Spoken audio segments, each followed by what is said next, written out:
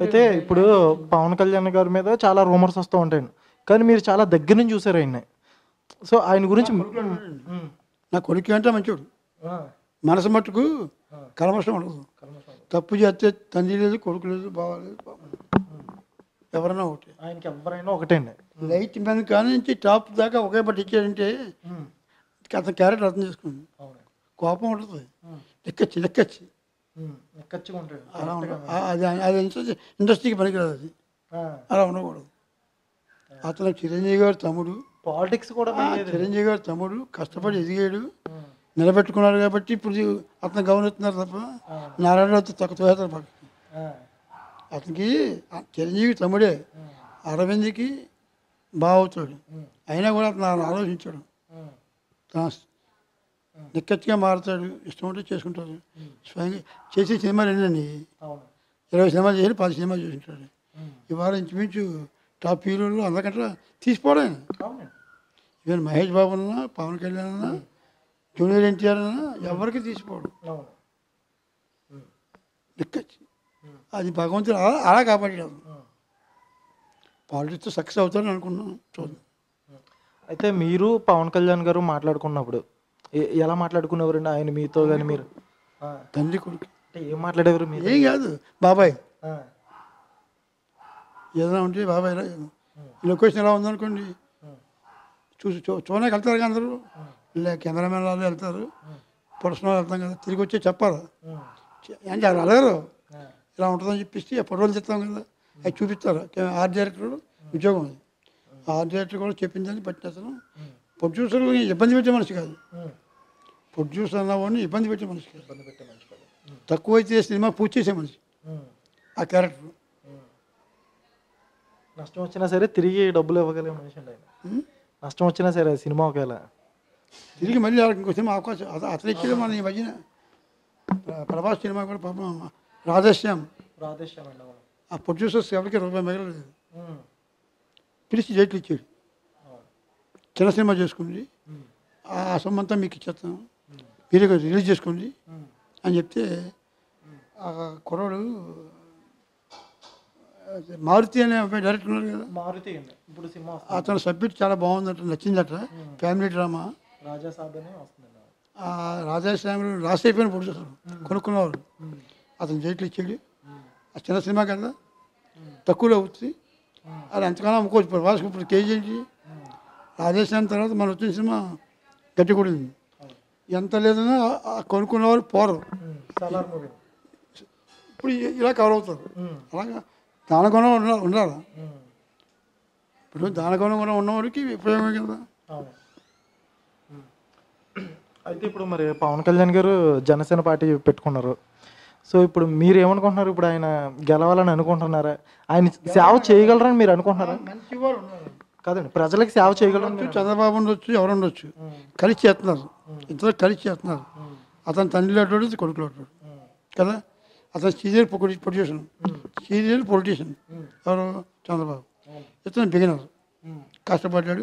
10 సంవత్సరాలు పార్టీ పెట్టి ఈరోజు కూడా ఎవరిని ఆశించకుండా సొంత డబ్బులు ఖర్చు పెట్టుకుని తిరిగి పోరాడుతున్నారు. గెలుపు ఓటమి చూడకూడదు. గెలుపు ఓటమి పక్కన పెట్టండి, ఎప్పుడన్నా మంచి రోజు వస్తుంది కదా, రాకపోదు కదా. భగవంతుడు అతనే కలిపాడు. ఇప్పుడు కూడా ప్రభుత్వం మీద కొంచెం వ్యతిరేకత స్టార్ట్ అయింది. ఇప్పుడున్న ప్రజెంట్గా కొంచెం స్టార్ట్ అయింది. అది కానీ అలాగే కంటిన్యూ అయితే మట్టుకు వచ్చేస్తారు. అలా కంటిన్యూ అవ్వకపోతే మట్టుకు తప్పుగా ఉంటుంది. అయితే పవన్ కళ్యాణ్ గారి సేవ అనేది మీరు దగ్గర నుంచి చూసారు. అయితే ఇప్పుడు ప్రజలకి సేవ ఎలా చేయబోతారు అనుకుంటున్నారు మీరు? అసలు చేస్తాడు. చెప్పిన కదా, విక్రమార్కుడు అనుకున్నది అవ్వాలి. ఏదైనా సరే ఖచ్చితంగా ఆయన ప్రజలకు సేవ చేసే మనిషే. మేము ఉదాహరణ ఇంకోటి చెప్తాను. తొలి ప్రేమ సినిమా చూసారా? తొలి ప్రేమ చూసాను. సముద్రంలో తాజ్మహల్ చూసారా? ఎక్కడ? సముద్రంలో తాజ్మహల్ ఎట్లా చూసారా? ఆగ్రా వెళ్దాం, టికెట్ బుక్ చేశారు. ఆగ్రాలో చేద్దామని పర్మిషన్ తెచ్చుకొని టికెట్ బుక్ చేశారు. ఆలోచన అందరూ ఆగ్రా కన్నా ఎంత ఖర్చు అవుతుంది ఆ రోజుల్లో? ఈ ఆలోచన ఎట్లా పుట్టింది? ఈ ఆలోచన ఆ పవన్కి పుట్టింది. ఓకే. ఆయనే దగ్గరుండి ఆలోచన ఆలోచన. అక్కడ సెట్ వేయాలని. అక్కడికి వెళ్ళిపోవడం ఎందుకు, మనం ఇక్కడ చేస్తుంటే ఎలా ఇక్కడే ఉంటుంది. సెట్ వేయించేసి. సముద్రం వచ్చి అర్జున ఆ సాంగ్, లవ్ సాంగ్ లాస్ట్లో పేతాజిక్ సాంగ్ అది అక్కడ సెట్ చేశారు. మరి ఎలా వచ్చింది పడది, క్లైమాక్స్ సాంగ్ అది అయింది. అయిన తర్వాత ఆ మెటీరియల్ అంతా ఇంటికి తేవాలంటే ఎంత అవుతుంది, దానికి ఒక ఇల్లు తీసుకోవాలి, ఆ గొడవలో పెట్టాలి, ఇన్ని అవుతాయి. ఈయన ఆలోచించి చేశారంటే ఆఖరిని పాట అంతా అయిపోయాక సముద్రం దోషి అలా పొడి చూసి సంవత్సరం తయారు పుచ్చిపోతాయి, ఎండిపోతాయి. ఎందుకు ఆ థాట్ నాకు ఉన్నది. సముద్రంలో తాజ్మహల్లో పాట అన్నది అతని నోట్లోంచి వచ్చిన మాట అది. ఓకే. ఆ సినిమాని ఎక్కడ తీసిపోయింది అది. చాలా పెద్ద హిట్ బ్లాక్. క్లైమాక్స్ అలాగా అతని ఆలోచన అది. డైరెక్టర్ తమిళ కుర్రాడు, ఆ కథ నచ్చింది, చేద్దామన్నారు. మా అల్లు గారు ఏం చేశారంటే ఆ రోజున వెంటనే 10 మంది గోకులం ఇచ్చేయింది కదా, అతనికి అడ్వాన్స్ ఇస్తూ మీరు చేస్తున్నారు సినిమా అన్నప్పుడు చేయను అన్నాను కదా, మా ఇద్దరిని కూర్చోబెట్టి సెట్ చేసుకున్నారు. ఆఖరిని ఆ సినిమాకి ఆ పాట వదిలి ఆ క్లైమాక్స్ సాంగ్ సినిమాకి ఊపిరి. తమిళ చేస్తే వందాడింది. అవును అవును. అతను ప్రజల మనిషి అండి, మంచి మనిషి. వ్యక్తిత్వం అంటారా స్ట్రైట్ ఫార్వర్డ్, అది ఇండస్ట్రీ పనికిరాదు. కానీ అది ఇండస్ట్రీలో అతనికి వచ్చిందంటే తక్కువ సినిమాల్లో మిగతా ప్రతి హీరోకి తీసిపోయిన హీరోగా నిలబడ్డాడు.